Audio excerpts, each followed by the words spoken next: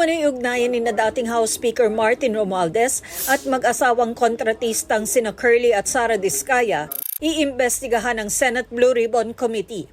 Sabi ni Senador Ping Lacson, may impormasyong bumili umano si Romualdez ng bahay sa Makati sa pamamagitan ng mga Diskaya.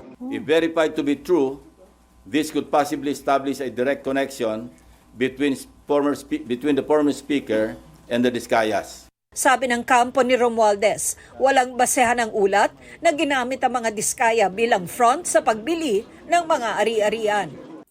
Representative Romualdez has no knowledge nor involvement in the purported transaction, has not met the Diskayas, and has only heard of them based on what is being said in the media.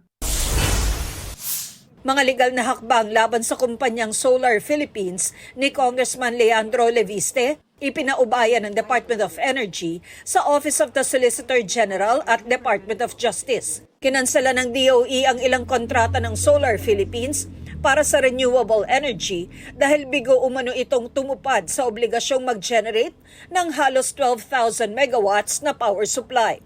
Pinatawan din ng kumpanya ng 24 billion pesos na multa. Ipinauubayan na rin ng DOE sa Kamara ang usapin sa prangkisa ng Solar Philippines.